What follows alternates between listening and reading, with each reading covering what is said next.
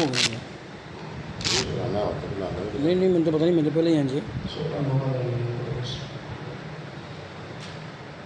الحمد للہ نحمده ونستعینه ونستغفره ونؤمن به ونتوکل علیہ ونعوذ باللہ من شرور انفسنا ومن سیئات اعمالنا من يهده الله فلا مضل له ومن يضلل فلا هادي له ونشهد أن لا إله إلا الله وحده لا شريك له ونشهد أن سيدنا وسندنا ومولانا وملجأنا ومأوانا محمد وآله وصحبه وأهل بيته أجمعين. أما بعد فأعوذ بالله من الشيطان الرجيم. بسم الله الرحمن الرحيم. قال الله تبارك وتعالى في القرآن المجيد والبرهان الرشيد. أعوذ بالله من الشيطان الرجيم. بسم الله الرحمن الرحيم.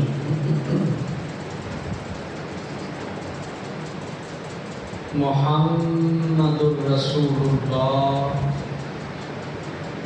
والذين معه أشداء على الكفار رحماء بينهم. آمنت بالله صدق الله العظيم. رب اشرح لي صدري ويسر لي أمري واحلل عقدة من لساني يفقهوا قولي. سبحانك لا علم لنا إلا ما علمتنا إنك أنت العليم الحكيم. وقال الله تبارك وتعالى في شأن حبيبه مخبرا وعامرا إن الله وملائكته يصلون على النبي يا أيها الذين آمنوا صلوا عليه وسلموا تسليما. درود پڑھو. الصلاۃ والسلام علیک یا سیدی یا رسول اللہ وعلی آلک واصحابک یا سیدی یا حبیب اللہ. محرم کا مہینہ شروع ہو چکا.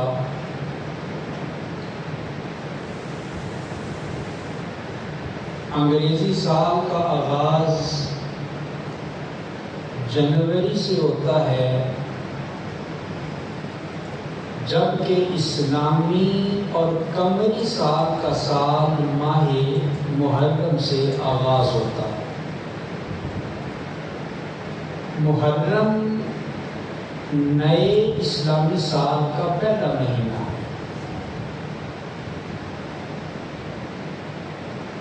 اور یہی وہ مہینہ ہے کہ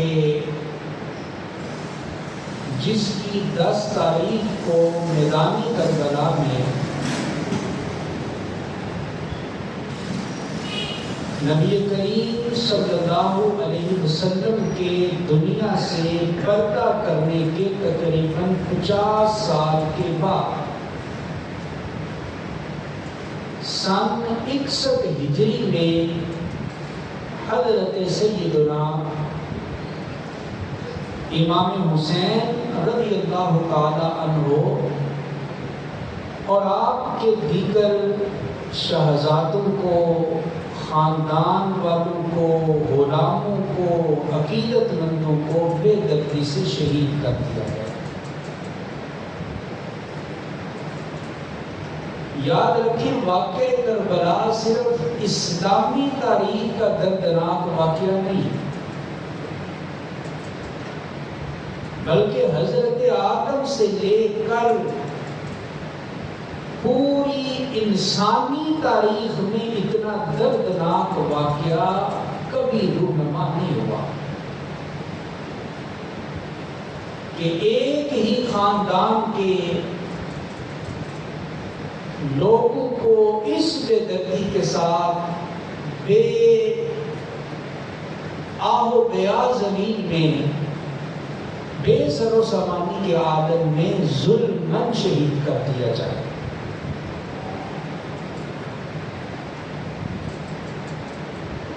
تو ہر سال ماہ محرم میں ذکر امام علی مقام ہوتا ہے، ذکر شہدائے کربلا ہوتا ہے، مگر افسوس سے یہ کہنا پڑتا ہے کہ ہمارے کچھ جاہل قسم کے واعظوں نے محض اپنی دنیا داری چمکانے کے لیے، جیب بھرنے کے لیے بہت ساری ایسی باتیں یہاں شامل کر دی جن کا سیرے سے کربلا سے کوئی تعلق ہی نہیں کرتا۔ تو میں نے سوچا کہ اس سال محرم میں کیا بیان کیا جائے، کس عنوان سے گفتگو کی جائے۔ تو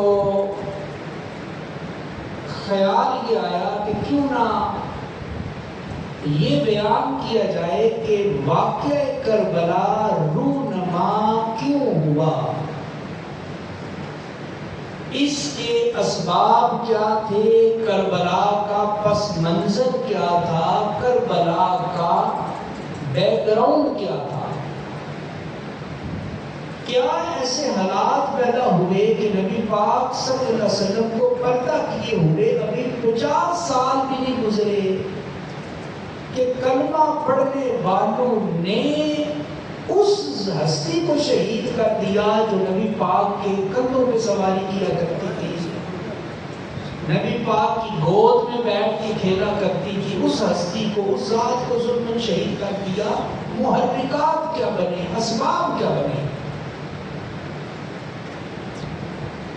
اور یہ شاید میں پہلی دفعہ بیان کر رہا ہوں، شاید جب سے جمعہ پڑھا رہا ہوں پہلی دفعہ یہ موضوع جہاں تک مجھے یاد پڑتا ہے کہ واقعہ کربلا کا پس منظر کیا ہے۔ تو یہ تھوڑا غور سے، توجہ سے سمجھنے کی ضرورت ہے، کیونکہ ہم آتی ہیں واقعات سننے کے، چسکے والی باتیں سننے کے، تو جو علمی بات ہوتی ہے، جو پڑھی لکھی بات ہوتی ہے، ہم اس کو اس دلچسپی اور توجہ سے بعض اوقات نہیں سنا کرتے۔ تو کربلا کا یہ واقعہ آخر کیوں پیش آیا، اس کے پیچھے کیا اسباب تھے، پس منظر کیا تھا، تو اس کو دور رسالت مآب صلی اللہ علیہ وسلم سے شروع کرتے ہیں تاکہ پوری تصویر آپ کے سامنے صحیح طور پہ آ جائے۔ آپ جانتے ہیں کہ جب نبی کریم صلی اللہ علیہ وسلم نے اعلان نبوت فرمایا 40 سال کی عمر میں، تو اس وقت مکے کے حالات کیا تھے، عرب کے حالات کیا تھے، ہر وہ برائی اور ہر وہ گناہ جس کا آپ تصور کر سکتے ہیں وہ عرب کے معاشرے میں پائی جاتی تھی۔ قتل کرنا عام سی بات تھی، شراب پانی سے بھی زیادہ پی جاتی تھی،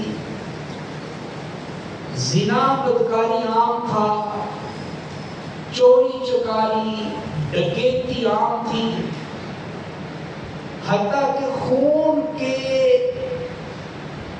جو قریبی تعلقات ہوتے ہیں لوگ ان کا بھی حیا نہیں کرتے تھے۔ باپ بوڑھا ہوا، بوجھ بن گیا، بازار جا کے منڈی میں بیچ آئے، ماں بوڑھی ہو گئی، باپ مرا تو وراثت میں ماں کو تقسیم کر دیا، مہینہ بڑے بیٹے کے پاس رہے گی، پھر دوسرے کے پاس رہے گی، پھر تیسرے کے پاس رہے گی، ماں فٹ بال بن جاتی، کبھی ادھر کبھی ادھر۔ اور عرب کے کچھ قبیلے ایسے بھی تھے کہ جو بیٹیوں کے وجود کو برداشت نہیں کرتے تھے، نفرت کرتے تھے، اور کچھ خاندان تو ایسے تھے جو اپنی بچیوں کو زندہ ہی دفن کر دیا کرتے تھے۔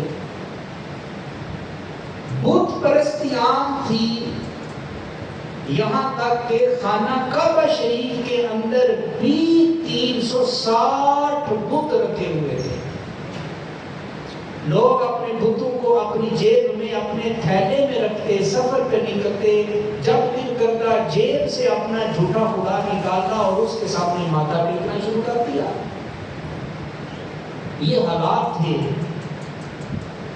کہ اللہ تعالیٰ نے کرم کیا اور حضور علیہ الصلوۃ والتسلیم کو رب ذوالجلال نے کل جہانوں کے لیے رحمت للعالمین بنا کے اس دنیا میں مبعوث فرما دیا۔ حضور کی آمد ہوتی ہے، حضور تبلیغ شروع کرتے ہیں، دعوت شروع کرتے ہیں، قرآن پڑھانا شروع کرتے ہیں، کلمہ پڑھانا شروع کرتے ہیں۔ آہستہ آہستہ کر کے حالات بدلنا شروع ہو گئے۔ شروع میں کچھ مشکلات آئیں، پھر اللہ تعالیٰ نے معاملہ کشادہ کر دیا۔ فوج در فوج لوگ کلمہ پڑھنے لگے، اسلام پھیلنے لگا، ترقی کرنے لگا، اور وہی ماں باپ کہ جس کو اولاد بوجھ سمجھا کرتی تھی، حضور نے کہا تیری ماں تیرے لیے بوجھ نہیں ہے، یہ تو اتنی عظیم ہستی ہے کہ رب نے جنت کو تیری ماں کے قدموں کے نیچے لا کے کھڑا کر دیا۔ تیرا باپ تیرے لیے کوئی عام فرد نہیں ہے کہ تو کمانے کے قابل ہوا تو باپ کی جوانی کی وہ ساری قربانیاں بھول گیا، کہ تیرے باپ نے کس طرح اپنی جوانی کے اندر خون پسینہ کر کے اپنی جوانی گھول گھول کے تجھے پلائی، تجھ کو جوان کیا۔ حضور نے فرمایا کہ تیرے باپ کو رب نے تیرے لیے جنت میں داخل ہونے کے لیے درمیانی دروازے کا درجہ قرار دے دیا ہے۔ دروازہ بند ہو تو کوئی کمرے میں داخل ہو سکتا ہے، اور اگر باپ کو ناراض کر دیا تو جنت کا دروازہ بند ہو گیا۔ تو کہا رب نے تیرے باپ کو جنت کا درمیانی دروازہ بنا دیا ہے، اگر تو باپ کو راضی کرے گا تو اللہ تیرے لیے جنت کے دروازے کو کشادہ فرمائے گا۔ الغرض حضور علیہ الصلوۃ والتسلیم نے کئی سالہ نبوی زندگی میں 40 سال کی عمر میں حضور نے اعلان نبوت کیا، اور 40 سال سے لے کے 53 سال تک حضور مکے میں رہے، 13 سال مکے میں رہے، اور پھر 53 سال سے 63 سال تک جو آخری 10 سال ہے یہ حضور نے کہاں پہ گزارے؟ مدینہ شریف میں۔ پہلے یثرب تھا، بیماریوں کا شہر تھا، حضور آ گئے، حضور کی برکت سے اللہ نے بیماریوں کے شہر کو برکتوں کا شہر قرار دے دیا۔ کہا اب یثرب نہ کہو، اب یہ مدینہ منورہ بن چکا ہے۔ 23 سالہ نبوی زندگی میں حضور علیہ الصلوۃ والتسلیم نے معاشرے کے اندر حسن پیدا کر دیا، خوبصورتی پیدا کر دی، اور وہ لوگ جو بتوں کے سامنے ماتھا ٹیکتے تھے، نبی پاک نے ان کی پیشانیوں کو خدا وحدہ لا شریک کے سامنے جھکا دیا، حتیٰ کہ حضور علیہ الصلوۃ والتسلیم دنیا سے پردہ کر جاتے ہیں، حضور کا انتقال ہو جاتا ہے، حضور کا وصال ہو جاتا ہے۔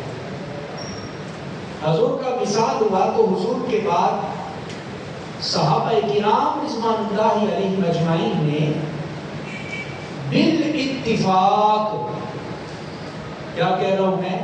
بالاتفاق، باہمی مشورے سے، باہمی مشاورت سے حضرت سیدنا ابو بکر صدیق رضی اللہ تعالی عنہ کو نبی پاک کا پہلا جانشین مقرر کر دیا۔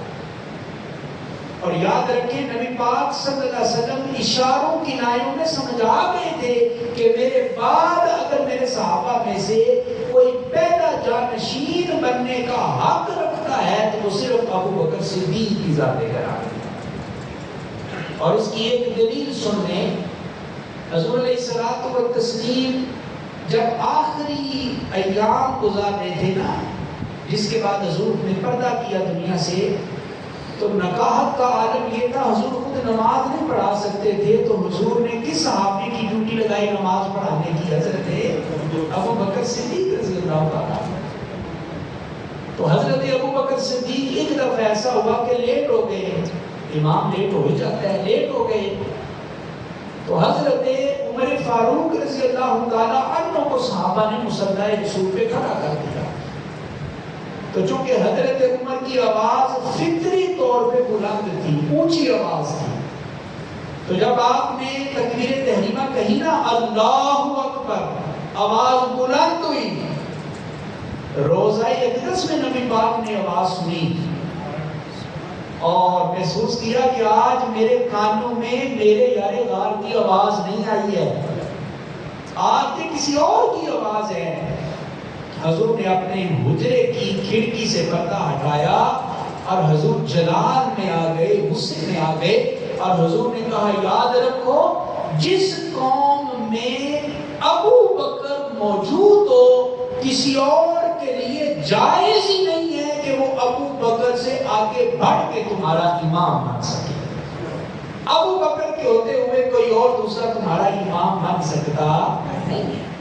اور پھر حضور نے فرمایا اگر ابو بکر کے علاوہ کسی اور کو اپنا امام بناؤ گے، اللہ بھی اس کا انکار کر دے گا اور یہ مسلمان بھی اس کا انکار کر دے گا۔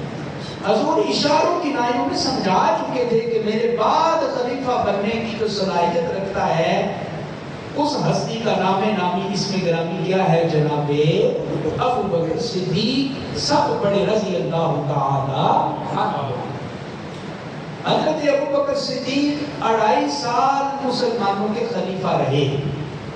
آپ کا جو دور خلافت ہے، جیسے آج ہم کہتے ہیں نا کہ وزیر اعظم 5 سال مدت ہے اسمبلیوں کی، 5 سال، اس دور میں مدت کوئی نہیں تھی، مگر اللہ تعالیٰ نے مہلت اتنی دی کیونکہ محبت دیکھے نا جناب ابو بکر کی نبی پاک کے ساتھ۔ حضور کا جب حضور پردہ کرتے ہیں دنیا سے تو ظاہری عمر مبارک اتنی ہے حضور کی، کتنے سال ہے؟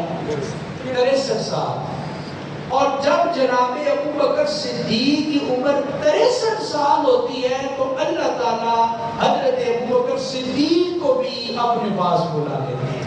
عمر کے اندر بھی دیکھیں، ادھر بھی 63 سال ہے، ادھر بھی 63 سال ہے۔ 2.5 سال ملے جناب ابو بکر صدیق رضی اللہ تعالیٰ عنہ کو، اور یہ جو 2.5 سال تھے یہ آسان نہیں تھے، بڑے مشکل حالات آئے، آزمائشیں آئیں، تکلیفیں آئیں، اور ان میں سے 2 ایسے سخت امتحان تھے جو بہت زیادہ خطرناک تھے، اور ان میں سے ایک جو ہے، ان میں سے پہلا امتحان جو ہے وہ منکرین زکوٰۃ کا تھا۔ مسلمانوں نے کہا کہ ہم زکوٰۃ نہیں دیں گے، نماز پڑھ لیں گے، روزہ رکھ لیں گے، قرآن پڑھیں گے، عمرہ حج کریں، زکوٰۃ نہیں دیں گے۔ حضرت ابو بکر نے کہا میں جہاد کروں گا تمہارے خلاف۔ صحابہ نے کہا باقی تو کرنے ہیں، نماز روزہ کرنے ہیں۔ آپ نے کہا آج زکوٰۃ کا انکار کیا ہے، کل نماز کا کر دیں گے، پرسوں روزے کا کر دیں گے، پھر قرآن کا کر دیں گے۔ یہ دانش مندی تھی جناب صدیق اکبر کی، یہ فراست تھی، اور لیڈر وہی ہوتا ہے جو صدیوں بعد کا سوچا کرتا ہے۔ ایک یہ کٹھن امتحان تھا، اور دوسرا کٹھن امتحان جو جناب صدیق اکبر رضی اللہ تعالیٰ عنہ کو پیش آیا وہ جھوٹے لوگوں کا نبی بننے کا دعویٰ کرنا تھا۔ کچھ لوگوں نے دعویٰ کر دیا کہ ہم اللہ کے نبی ہیں، آخری نبی ہیں، اور ان کی چرب زبانی کی وجہ سے 40,000 لوگوں نے نبی پاک کا کلمہ چھوڑ کے اس کا کلمہ پڑھنا شروع کر دیا۔ کتنا سخت یہ امتحان ہے۔ اور پھر حضرت جناب صدیق اکبر نے اپنی دانش مندی سے، فراست سے، دانائی سے، ذہانت سے، بصیرت سے، دانش مندی سے آپ نے ان دونوں فطروں کا مقابلہ کیا۔ اللہ تعالیٰ نے مدد کی، یہاں تک کہ اللہ تعالیٰ نے حضرت صدیق اکبر کو ان دونوں فتنوں میں کامیابی عطا فرمائی. دونوں فتنے ختم ہو گئے. منکرین زکوٰۃ انہوں نے بھی کہا کہ ہم توبہ کرتے ہیں زکوٰۃ دیں کے بعد ختم ہو گئی. ادھر جو جھوٹا نبی تھا جنگ ہوئی, شدید ترین جنگ ہوئی, اور اس جنگ میں اتنے صحابہ شہید ہوئے ایک جنگ میں کہ پہلی نبی پاک کے دور میں جو جنگیں لڑی گئی تھی ان سب جنگوں میں اتنے صحابہ شہید نہیں ہوئے تھے جتنی اس ایک جنگ میں صحابہ شہید ہو گئے تھے. حضرات یہ جو دین ہم تک پہنچا ہے نا, یہ ویسے مفت میں نہیں پہنچا, ہمیں تو خیر مفت میں ملا ہے, مگر صحابہ کرام کی قربانیاں دیکھیں. ہم نے تو زندگی میں ایک جنگ بھی نہیں کی کافروں کے خلاف. ہم نے تو اسلام کی تبلیغ کے لیے کسی نے ہمیں تھپڑ بھی نہیں مارا. دین کے لیے ہمارے جسم سے خون کا ایک قطرہ بھی نہیں نکلا. تو کیا خیال ہے, سلام نہ پیش کریں صحابہ کرام کو جو بدر میں بھی نبی پاک کے ساتھ تھے, احد میں بھی ساتھ تھے, خندق میں بھی ساتھ تھے, خیبر تبوک موتا میں بھی ساتھ تھے, حنین میں بھی ساتھ تھے, یمامہ میں بھی ساتھ تھے. اور صحابہ نے یہ اعلان کر رکھا تھا, حضور ہم موسیٰ علیہ السلام کی قوم کی طرح نہیں ہے کہ آپ کو تنہا چھوڑ دیں, آپ ہمیں سمندر میں کودنے کا حکم دیں, قسم بخدا ہم سمندر میں چھلانگیں لگانے کے لیے تیار ہو جائیں.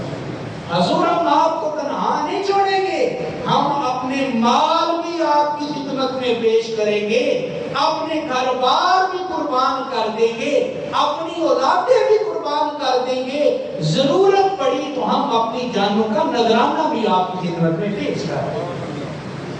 تو صحابہ کرام رضوان اللہ علیہم اجمعین یہ عام ہستیوں کا نام نہیں ہے, ان کی وجہ سے یہ دین ہم تک پہنچا ہے. یہ میں جمعہ پڑھا رہا ہوں, آپ پڑھنے آئے, مسجدیں کھلی ہیں, آزاد ہیں, قرآن, عمرہ, حج, کوئی روک ٹوک نہیں ہے.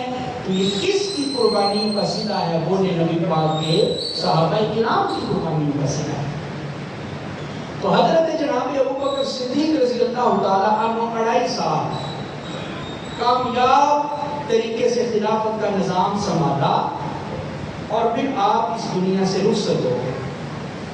جب رخصت ہو گئے تو حضرت عثمان غنی نے پہلے مشورہ کر کے وصیت تیار کر رکھی تھی کہ میرے جانے کے بعد حضرت عمر فاروق رضی اللہ تعالیٰ عنہ خلیفہ ہوں. آپ کا وصال ہو گیا, اور آپ کے بعد جو مسلمانوں کے دوسرے خلیفہ نامزد کیے گئے ان کا نام نامی کیا ہے؟ حضرت سیدنا عمر فاروق رضی اللہ تعالیٰ عنہ. اتنی اونچی ہستی کا نام ہے کہ جن کے بارے میں نبی پاک نے کہا ہے, عمر رب نے تمہیں اتنا رعب اور اتنا دبدبا عطا کیا ہے, جس رستے سے تو آ رہا ہو شیطان بھی وہ رستہ چھوڑ کے دور بھاگ جایا کرتا ہے. حضور نے کہا ہر امت میں ایک محدث گزرا ہے, محدث. حضور نے کہا جاننا چاہتے ہو میری امت کا محدث کون ہے؟ عرض کی حضور بتائیں. فرمایا رب نے عمر کو میری امت کا محدث بنا دیا ہے. پوچھا محدث ہوتا کون ہے؟ کہا محدث وہ ہوتا ہے کہ جس کی زبان کے اوپر اللہ تعالیٰ حق کا کلمہ جاری فرما دیا کرتا ہے. تو عمر وہ ہے کہ جس کی زبان کے اوپر اللہ نے کلمہ حق جاری فرما دیا. حضرت فاروق اعظم خلیفہ نامزد ہو گئے. تمام صحابہ کرام کی مشاورت سے, مشورے سے, کسی کو کوئی اختلاف نہیں, کسی کو کوئی ناراضگی نہیں, سب نے حضرت فاروق اعظم کو اپنا امام, آقا, رہبر, خلیفہ, امیر تسلیم کر دیا. اب حضرت فاروق اعظم کا جو دور خلافت ہے اس کی مدت ہے 10 سال. کتنی مدت ہے؟ 10 سال. اب یہ جو دور فاروقی کے 10 سال ہے نا, یہ اسلام کا سنہری دور ہے, گولڈن پیریڈ جس کو آپ کہتے ہیں, سنہری دور ہے. اسلام خوب ترقی کرنے لگا, اسلام بڑھنے لگا, ملک فتح ہونے لگے, شہر فتح ہونے لگے, مدارس قائم ہونے لگے, مسجدیں تعمیر ہونے لگی. اور ایران, میں نے عرض کیا تھا پچھلے جمعے پہ, ایران حضرت عمر کے دور میں فتح ہوا. عراق, مصر, فلسطین اسلام کا سنہری ترین دور تھا. کوئی فتنہ سر نہیں اٹھا سکتا. شرارتی لوگ اپنی موت آپ مر گئے. جتنے یہودیوں اور عیسائیوں نے جاسوس تیار کر رکھے تھے ان کی ایک نہ چلنے تھی حضرت عمر میں. عدل کی حکمرانی، مساوات کی حکمرانی، انصاف کی حکمرانی. حتیٰ کہ حضرت فاروق اعظم رضی اللہ تعالیٰ عنہ کو بھی مسجد نبوی شریف میں فجر کی نماز پڑھاتے ہوئے ایک ظالم نے زخمی کر دیا. تقریباً 4-5 دن آپ زندہ رہے، پھر شہید ہو گئے. تو وہ جو 4-5 دن تھے ان میں صحابہ کرام حاضر ہوئے اور عرض کیا امیر المومنین اب ہمارے لیے کیا حکم ہے، آپ کے بعد کون خلیفہ بنے گا؟ آج کا میں نے عرض کیا ہمارا موضوع ہے واقعہ کربلا کا پس منظر، اس کے اسباب، اس کے محرکات، یہ کہاں سے سلسلہ شروع ہوا. یا امیر المومنین آپ کے بعد ہمارا خلیفہ کون ہوگا؟ تو حضرت فاروق اعظم رضی اللہ تعالی عنہ نے 6 لوگوں کی ایک کمیٹی بنا دی. اس کمیٹی میں کتنے لوگ شامل تھے جی؟ اور یہ جو 6 لوگ تھے یہ کوئی عام لوگ نہیں تھے، یہ عشرہ مبشرہ میں شامل تھے. یعنی یہ وہ لوگ تھے جن کو نبی پاک نے دنیا میں ہی جنت کی بشارت عطا فرمائی. 6 لوگوں کی کمیٹی بنا دی اور کہا کہ یہ جو تم 6 لوگ ہو نا آپس میں مشورہ کر لو، صلاح کر لو، لوگوں سے پوچھ لو، اور خلیفہ میرے بعد اگر کوئی بنے گا تو تم 6 میں سے کوئی ایک بندہ ہی خلیفہ بن سکتا ہے، 7واں نہیں بن سکتا. آپ نے کہا میرا بیٹا عبداللہ بن عمر اس کو بھی مشورے میں شامل کر دو، لیکن میرا بیٹا صرف مشورہ دے سکتا ہے، وہ خلیفہ نہیں بن سکتا. آپ دیکھیں حضرت فاروق اعظم اپنی اولاد میں خلافت نہیں جانے دے رہے. یہ محبت ہے نبی پاک کے دین سے. کہا میرا بیٹا، کیونکہ عبداللہ بن عمر نامور صحابی رسول ہے، نامور صحابی رسول ہے، کہا کہ میرا بیٹا مشورہ تو دے سکتا ہے مگر وہ خلیفہ نہیں بن. خلیفہ تم 6 میں سے کوئی ایک ہی بنے گا. اب یہ 6 لوگ کون سے تھے؟ نمبر 1 حضرت عثمان غنی، نمبر 2 حضرت علی المرتضی، نمبر 3 حضرت عبد الرحمن بن عوف، نمبر 4 حضرت طلحہ، نمبر 5 حضرت زبیر، نمبر 6 حضرت سعد بن ابی وقاص رضوان اللہ تعالی علیہ اجمعین. یہ 6 لوگ کمیٹی میں شامل ہیں. انہوں نے آپس میں مشورہ کیا، رائے عامہ کا پتہ چلا، لوگوں کی رائے لی، اور ان 6 نے بالاتفاق حضرت عثمان غنی ذوالنورین رضی اللہ تعالی عنہ کو جناب فاروق اعظم کے بعد مسلمانوں کا تیسرا خلیفہ نامزد کر دیا. تیسرا خلیفہ اس ہستی کو نامزد کیا حضرت سیدنا عثمان غنی رضی اللہ تعالی عنہ. حضرت عثمان غنی تقریباً 12.5 سال خلافت کی ذمہ داری ادا کرتے ہوئے. 12.5 سال. آپ کی خلافت کے جو پہلے 10 سال ہیں وہ بڑے شاندار ہیں، مثالی سال ہیں. جس طرح حضرت عمر کا دور تھا، پہلے 10 سال حضرت عثمان کے بھی بڑے شاندار طریقے سے گزرے. اسلام دوسرے ملکوں میں پھیلنے لگا، شہر فتح ہونے لگے، ملک فتح ہونے لگے، ملک پوری دنیا کے کونے کونے پہ دین مصطفیٰ کا جھنڈا لہرانے لگا. ہمارے اس پاکستان ہندوستان کے علاقے میں جو اسلام پہنچا ہے کہ حضرت عثمان غنی کے دور میں اسلام پہنچا ہے. چائنا میں اسلام کی دعوت گئی ہے تو حضرت عثمان غنی کے دور میں گئی ہے. افریقہ میں دعوت گئی ہے تو حضرت عثمان غنی کے دور میں دعوت کی ہے.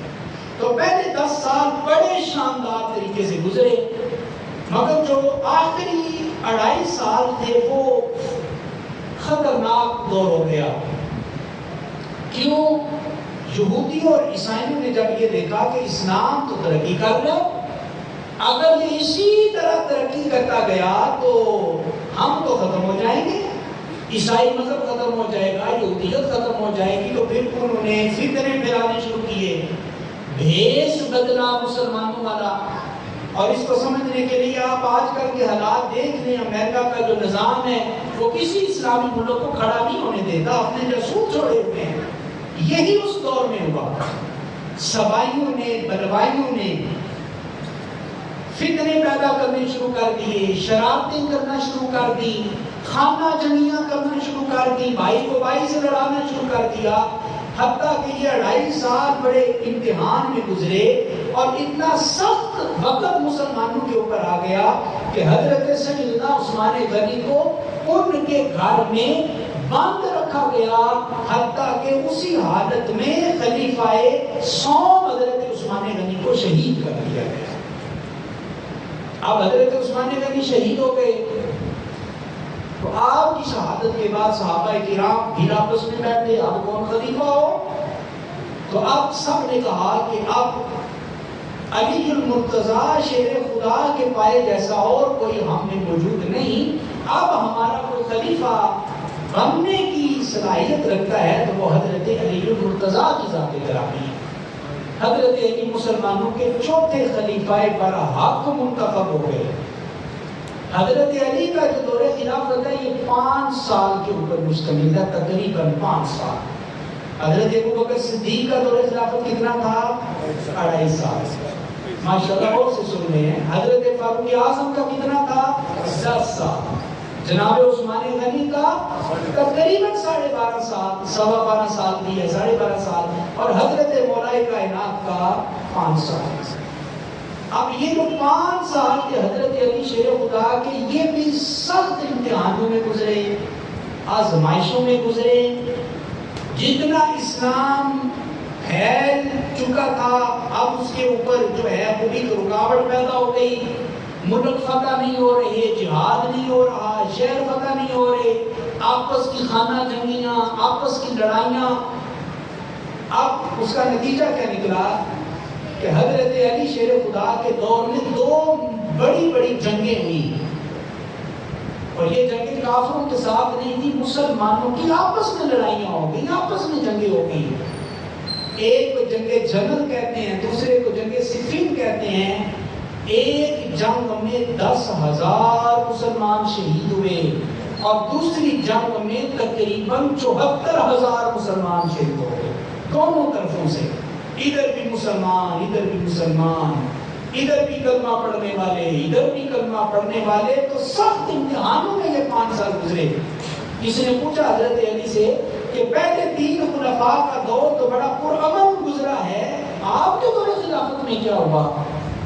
تو حضرت علی نے کہا اس کی وجہ یہ ہے کہ ان 3 خلفاء کے مشیر ہم جیسے لوگ تھے اور ہمیں جو مشیر میسر آئے ہیں یہ تم جیسے شرارتی لوگ میسر آئے ہیں.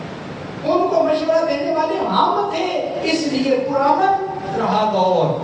اور اب میں کس دور میں ہوں، صحابہ آہستہ آہستہ کر کے انتقال کر رہے ہیں، انتقال ہو رہا ہے، کمی واقع ہو رہی ہے، دور نبوت سے لوگ دور ہوتے جا رہے ہیں، روحانیت ختم ہو رہی ہے.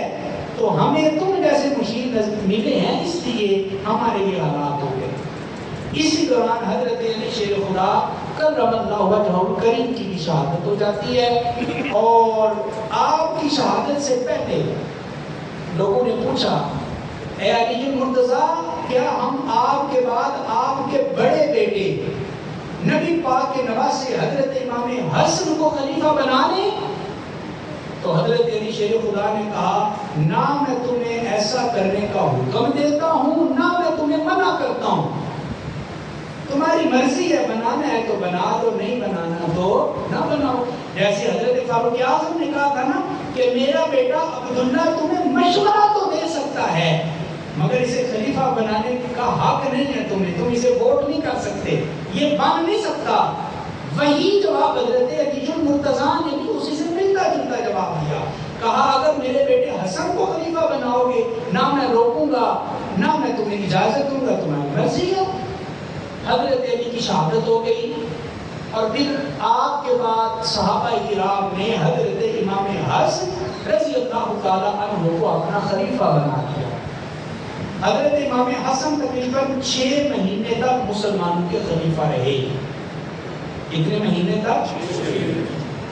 اب ہمارے ہاں ایک بڑی غلط فہمی ہے، ہم کہتے ہیں خلفائے راشدین کی تعداد کتنی تعداد ہے خلفائے راشدین کی؟ جی 4 نہیں ہے 5 ہے۔ 5ویں خلیفہ مسلمانوں کے خلیفہ راشد حضرت امام حسن کی ذات گرامی ہے، کیونکہ نبی پاک کی حدیث موجود ہے، حضور نے فرمایا میرے جانے کے بعد 30 سال تک خلافت چلے گی قرآن و سنت کے مطابق، اس کے بعد پھر ملوکیت شروع ہو جائے گی، بادشاہت شروع ہو جائے گی، اور یہ 30 سال اسی وقت پورے ہوتے ہیں جب حضرت امام حسن کے 6 مہینے بھی ان میں شامل کیے جائیں۔ تو یہ اصلاح کر لیں مسلمانوں کے جو خلفاء راشدین ہیں ان کی تعداد کتنی ہے؟ 5 ہے۔ پہلے حضرت ابوبکر صدیق، دوسرے حضرت عمر فاروق، تیسرے حضرت عثمان غنی، چوتھے حضرت علی المرتضیٰ اور 5ویں حضرت امام حسن رضوان اللہ تعالی علیہ اجمعین۔ اب امام حسن نے جب یہ دیکھا کہ ادھر حضرت امیر معاویہ رضی اللہ تعالیٰ عنہ ہے اور وہ بھی خلافت کے دعوے دار ہیں کہ میں خلیفہ ہوں، کیونکہ حضرت امیر معاویہ شام کے گورنر تھے، حضرت فاروق اعظم نے مقرر کیا تھا، حضرت عثمان کے دور میں بھی شام کے گورنر ہے، اور حضرت امیر معاویہ نے اتنا زبردست انتظام چلایا تھا نا ملک شام میں کہ اس کی مثال نہیں ملتی، بڑے زبردست قسم کے ایڈمنسٹریٹر تھے، عدل، انصاف، مساوات اور رعایا کو خوش رکھے، عوام کو خوش رکھے۔ تو اب شام کے جو لوگ تھے ان کی آرزو تھی امیر معاویہ خلیفہ بنے، ادھر عراق، مدینہ، یہاں کے جو مسلمان تھے ان کی خواہش تھی حضرت امام حسن خلیفہ رہیں۔ اب پھر ایک لڑائی کی صورت پیدا ہو گئی، تو حضرت امام حسن نے جب یہ دیکھا کہ کہیں ایسا نہ ہو کہ پہلے کی طرح پھر ہم آپس میں لڑنے لگے، اور پہلے تقریباً 1 لاکھ کے قریب مسلمان شہید ہو چکے، اب میں مسلمانوں کا خون نہیں بہانا چاہتا، تو حضرت امام حسن نے بڑے پن کا مظاہرہ کیا، بڑے پن کا مظاہرہ کیا، اور آپ نے خلافت سے ریزائن دے دیا، استعفیٰ دے دیا، اور آپ نے کہا میں خلافت چھوڑتا ہوں اور میں حضرت امیر معاویہ کے ہاتھ پہ بیعت کرتا ہوں، اور میں اپنا خلیفہ اگر کسی کو مانتا ہوں تو حضرت امیر معاویہ کو اپنا خلیفہ مان لیتا ہوں۔ اب یہاں پہ رک کے ایک بات سنیں، بہت سارے لوگ حضرت امیر معاویہ رضی اللہ تعالیٰ عنہ کے بارے میں اچھے خیال نہیں رکھتے، حضرت امیر معاویہ کی بیعت بھی کرتے ہیں، گستاخی کرتے ہیں، مگر یاد رکھیں حضرت امیر معاویہ کی شان کیا ہے۔ صحیح بخاری کی حدیث سن لیں، وقت بھی ہو چکا، اور یہ حدیث صحیح بخاری میں 7 مقامات کے اوپر آئی ہے۔ نبی پاک کی رشتے میں ایک خالہ تھی، ان کا نام تھا حضرت ام حرام رضی اللہ تعالیٰ عنہ۔ حضور اکثر اپنی خالہ کے گھر جاتے، کیونکہ حدیث ہے نا ماں چلی جائے تو پھر ماں کی بہنوں کے ساتھ اس میں سلوک کرو، ماں کی سہیلیوں کے ساتھ اس میں سلوک کرو۔ تو حضور ایک دن اپنی خالہ کے گھر میں سوئے ہوئے تھے، دوپہر کا وقت تھا، اچانک حضور جاگے تو مسکرا رہے ہیں۔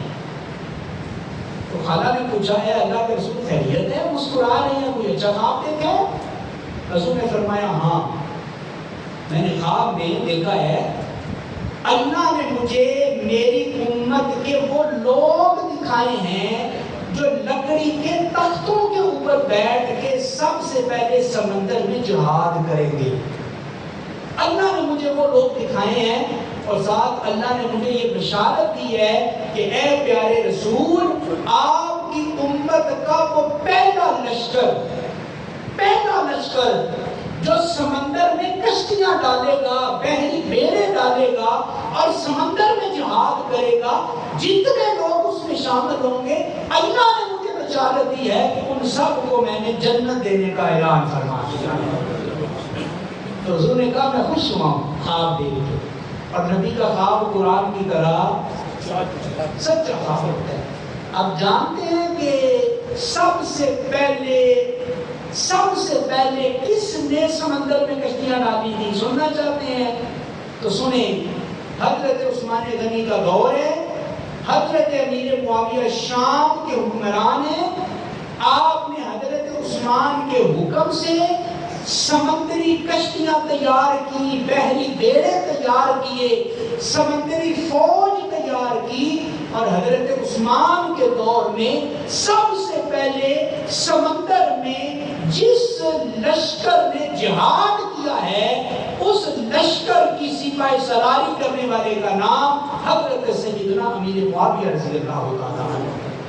وہ نبی پاک نے جو خواب دیکھا تھا اس کی تعبیر کس میں نظر آئی ہے؟ حضرت امیر معاویہ رضی اللہ تعالیٰ عنہ۔ نبی پاک نے جنت کی بشارت دی ہے، تو جس کو نبی پاک جنت کی بشارت دے ہمیں کوئی حق نہیں پہنچتا ہم حضرت امیر معاویہ کی بارگاہ میں ادنا سی گستاخی نہیں کر سکتے۔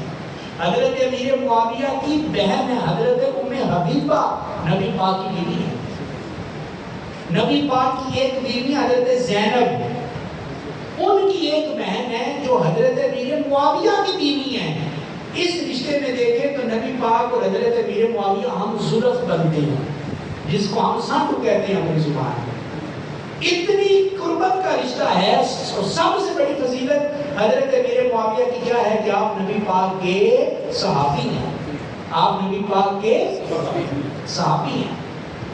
تو اس لیے ہمیں حضرت امیر معاویہ کے اوپر کسی قسم کی کوئی بات کرنے کی ضرورت نہیں ہے، اور سب باتوں سے بڑی بات یہ ہے، لوگ کہتے ہیں امیر معاویہ نے مولا علی کے ساتھ جنگ کی اس لیے ہم ان سے وہ محبت کا تعلق نہیں رکھتے۔